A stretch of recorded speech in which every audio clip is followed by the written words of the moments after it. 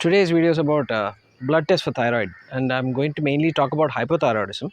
The hyperthyroidism I'll not be talking about in this video.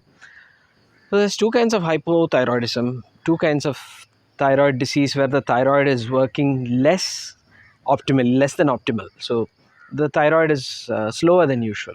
That's called hypothyroidism.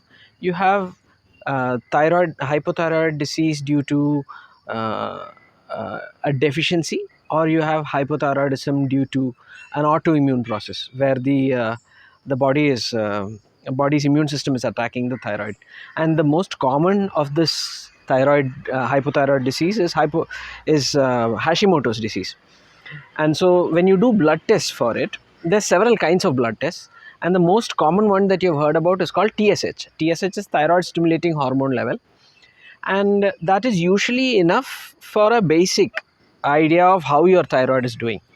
So if your TSH is high, it means that your thyroid is not working properly, and that your central nervous system is having to produce a lot of extra TSH in order to try and get the thyroid to work harder. But and for most people that is enough. So TSH is the backbone of the thyroid testing when it comes to labs. So the TSH you'll need to check at least monthly. If you've got a thyroid disease, you need to check it monthly.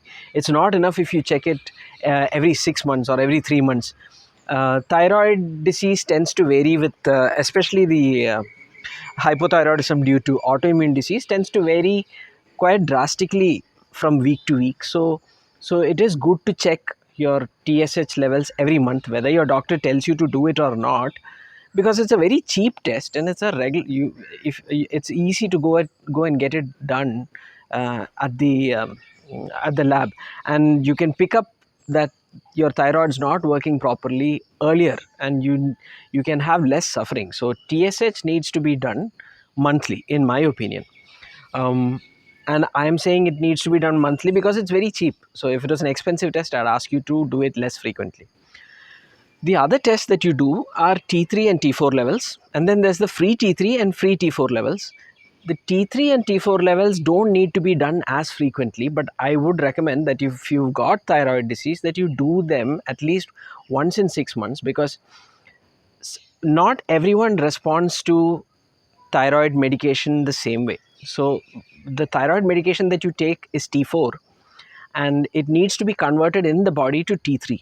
And if the conversion process is not optimal in your body, you might be taking a decent dose of T4, but you're not going to get enough T3. And the T3 is what is going to actually have an effect on the cells and tissues of your body. So you might have a decent dose of L-troxin that you're taking, but you're not getting a good effect symptomatically. Then you should be checking your T3, T4, free T3 and T4. But these are more expensive tests, and you don't need to do it as frequently as the TSH. So which is why I say do it once in 6 months, just to see how things are going. And maybe you can pick up things early. You can pick up that you're not doing very well earlier.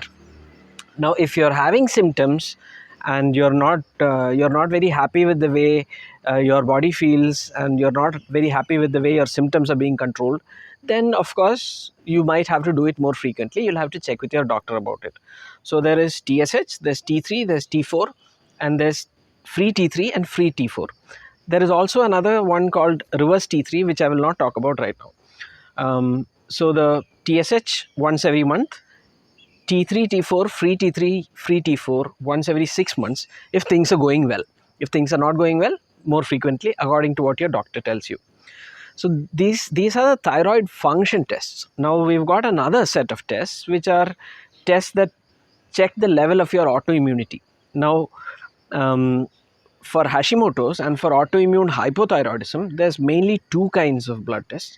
One is the anti-TPO, which is the anti-thyroperoxidase antibody, and the other one is anti-thyroglobulin antibody, which is called anti-thyroglobulin antibody, so ATG.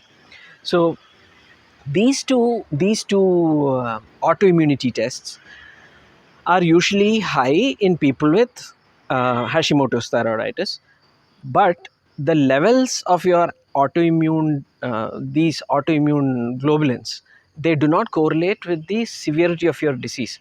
So it's not a very useful test to do.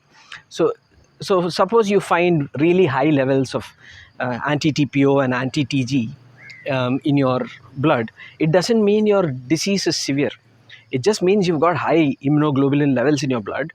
But the ultimate idea of whether your thyroid is functioning properly will depend on your symptoms. So it is supportive evidence. It is not evidence that you can use to base your treatment on. Now, the only case in which anti-TPO and anti-TG can be useful, the levels of it can be useful, is in pregnancy. So if you've got Hashimoto's thyroiditis and you're pregnant and you want these levels to be low because you don't want these immunoglobulins to cross over from the body through the placenta into the baby's bloodstream and then attack the baby's thyroid. So keeping those blood levels of anti-TPO and anti-TG in pregnancy is useful. So that's the only time where you'll be checking these levels frequently. Otherwise, you would like to do these tests, anti-TPO and anti-TG, once a year or once in 6 months, depending on how much you can afford.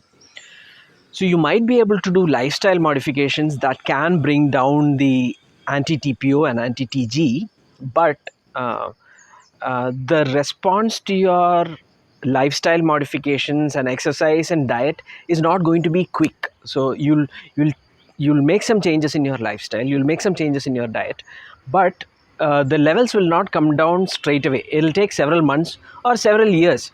So which is why there's not much point in testing these blood tests on a regular basis. So it would be good to have a baseline reading. So it would be good to have a once a year reading. And if you can follow that trend over several years, you might be able to see your anti-TPO and anti-TG coming down gradually. But a little fluctuation in the levels once in a while is not something that you should be worrying about. You should be more interested in looking at your clinical symptoms. Now, so the other blood tests that you'll be doing when you've got thyroid disease is things like lipid profile, because your cholesterol levels are very sensitive to your thyroid function.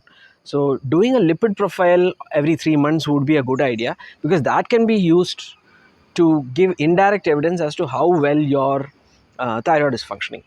Your HbA1c level, if you're a diabetic or a pre-diabetic, because that again is very sensitive to your thyroid function. So if you do a HbA1c level and a lipid profile level every 3 months or so, that will give you an indirect evidence as how your metabolism is functioning. And since that is very closely linked to your thyroid function, it is worth testing every 3 months. Same thing goes for uric acid. So uric acid is also very highly dependent on your general metabolism, and your general metabolism is regulated by thyroid. So again, so that is something that I would like you to do as frequently as possible. In addition to this, you can look at your own symptoms and think about whether your thyroid is functioning properly or not. So if you're gaining weight in spite of keeping your diet under control, you need to be more worried about your thyroid not working properly. If you're feeling tired all the time, you should consider that your thyroid's not working properly, and you might need to test more frequently. If you're feeling cold all the time, India is not a very cold place. Most parts of India, especially the part of India I'm in. So if you're feeling cold all the time, especially when the rest of your family is feeling fine, if you're feeling cold all the time, your thyroid's probably not functioning properly, and you'll need a detailed evaluation. If your heart rate is lower than expected for hypothyroidism, and if your heart rate is much higher than expected if you're hyperthyroidism. So these are, and constipation is another very important symptom that you can check to make sure that your thyroid is functioning properly. So I've given you an overview on how to look after your own thyroid, how to use labs and symptoms in order to give you an idea as to what is happening to the thyroid. Once you have an idea, you then go to your doctor with your doubts, and then you can discuss with your doctor, and then your doctor will guide you on how to use these tests and what to do with your medication. So that was the intention of this video. If you've got doubts and comments, please post them, and I'll try and make a follow-up video on the further episodes. Thank you, and if you like, please share it and subscribe. Thank you.